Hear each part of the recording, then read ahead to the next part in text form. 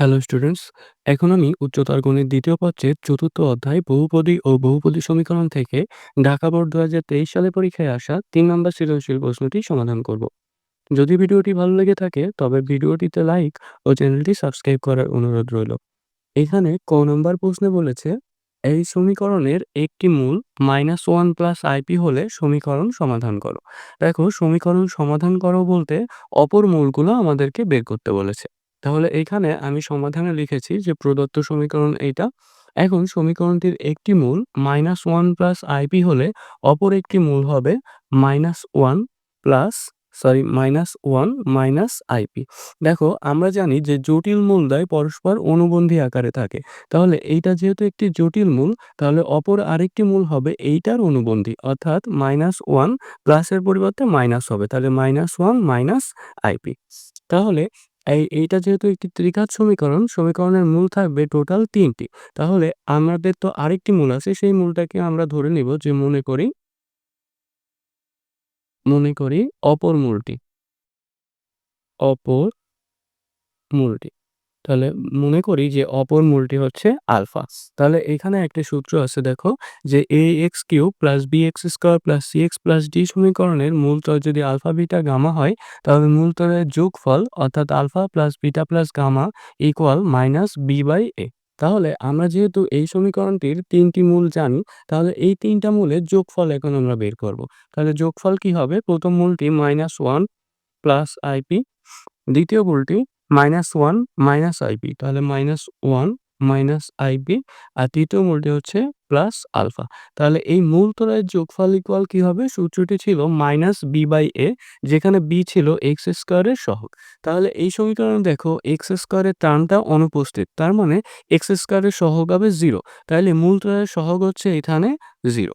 তো এখান থেকে -1 আর -1 এটা হবে -2, আর প্লাস আইপি মাইনাস আইপি তো কেটে যাবে। তাহলে এখানে থাকে আলফা -2 ইকুয়াল 0। তো এখান থেকে অতএব আলফা ইকুয়াল আমরা কি পাচ্ছি? আলফা ইকুয়াল পাচ্ছি 2। তাহলে আমরা কিন্তু সমীকরণটি সমাধান করে ফেলেছি। তাহলে এখন লিখব যে অতএব সমীকরণটির মূল ৩টি। তাহলে ৩টি মূল কি, কি? একটি তো প্রশ্নেই দেওয়া ছিল যে -1 প্লাস আইপি, আর আরেকটি মূল হবে এটার অনুবন্ধী, যেটা হচ্ছে -1 মাইনাস আইপি, এবং তৃতীয় মূলটি হচ্ছে 2। তো এটি হচ্ছে আমাদের অ্যান্সার।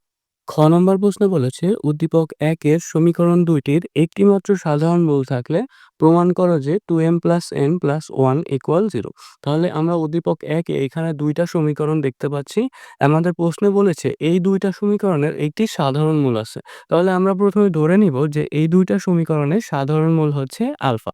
তাহলে এখানে আমি লিখেছি যে দেওয়া আছে সমীকরণ ২টি, আর মনে করি ১ ও ২ নম্বর সমীকরণের সাধারণ মূল হচ্ছে আলফা।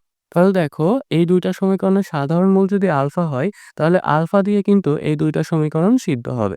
তাহলে সিদ্ধ করানোর পরে এখানে আমরা লিখতে পারি যে প্রথম সমীকরণটা দাঁড়ায় যে 2m alpha square plus n alpha plus 1 = 0। এটাকে আমরা ৩ নম্বর সমীকরণ দিব।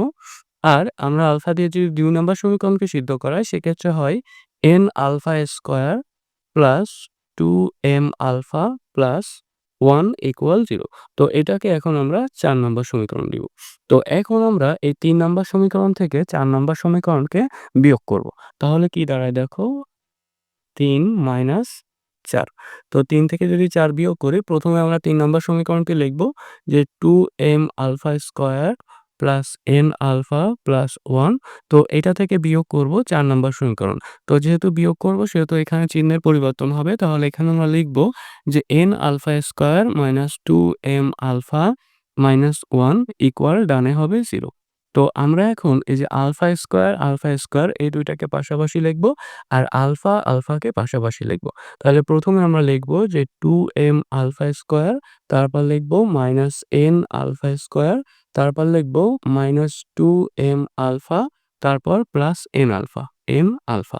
আর এখানে +1 -1 তো কেটে যায়, ডানে ইকুয়াল হবে 0। তো এখন দেখো, এই প্রথম দুইটা থেকে আমরা আলফা স্কয়ার কমন নিতে পারি। তো এখান থেকে আলফা স্কয়ার কমন নিলে এখানে থাকে 2m n। তাহলে 2m n আর এই দ্বিতীয় সমীকরণ থেকেও আমরা আলফা কমন নিতে পারি। তো আলফা কমন নিলে মাইনাস আলফা কমন নিয়েছি, এখানে চিহ্নের পরিবর্তন হবে। তাহলে এখানে থাকে 2m - n ইকুয়াল ডানে 0। তো এখান থেকে আবার আমরা 2m - n কে কমন নিতে পারি। তো এখান থেকে যদি আমরা 2m - n কে কমন নিই, তাহলে এখানে থাকে আলফা স্কয়ার মাইনাস আলফা।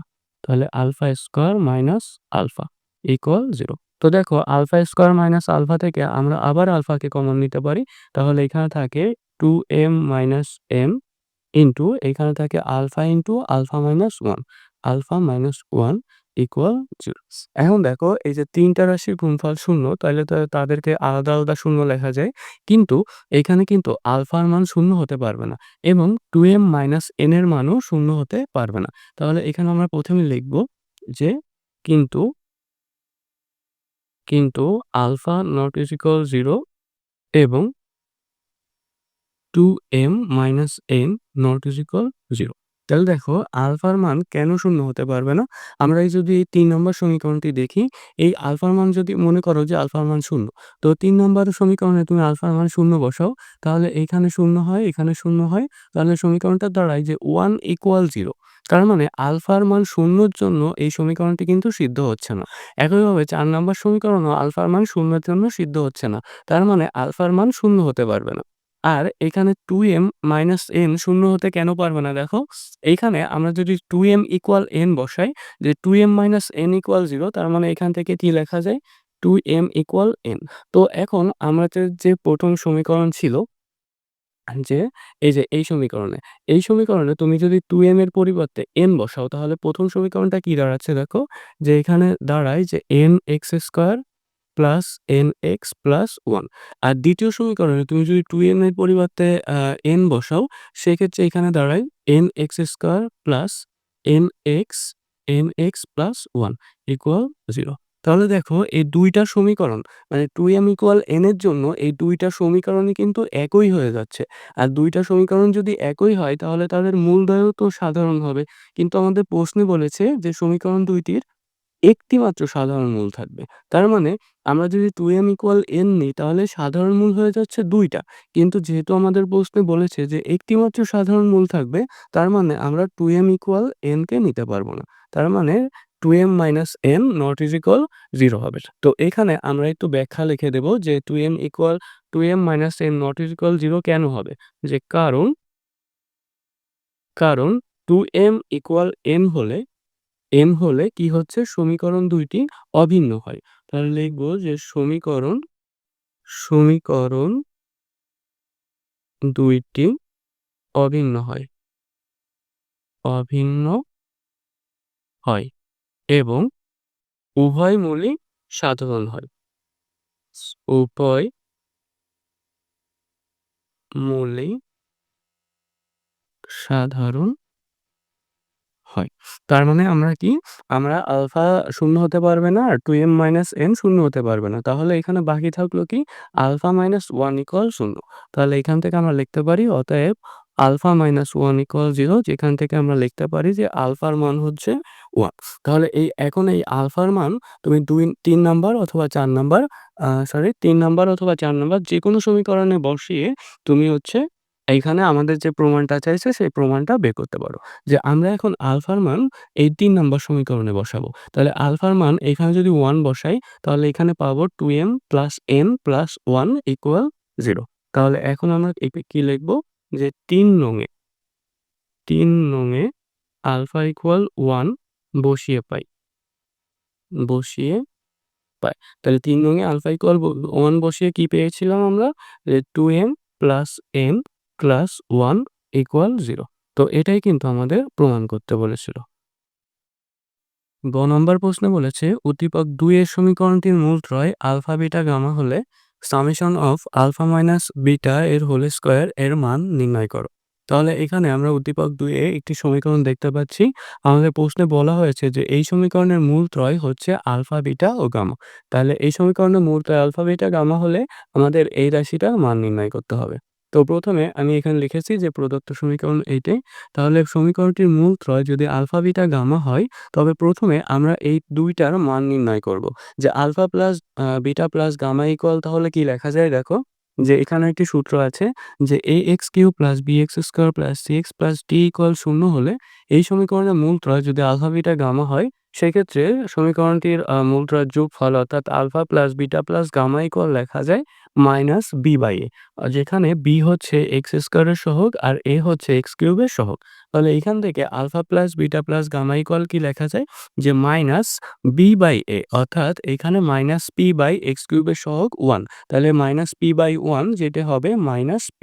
আর একইভাবে এখান থেকে আলফা প্লাস মানে alpha beta plus beta gamma plus gamma alpha equal লেখা যায় c/a যেখানে c হচ্ছে x এর সহগ আর a তো x³ এর সহগ। তাহলে এখানে c বলতে x এর সহগ আছে q তাহলে q/1 অর্থাৎ এখানে হবে q। তাহলে আমরা এই ২ টার মান নির্ণয় করেছি।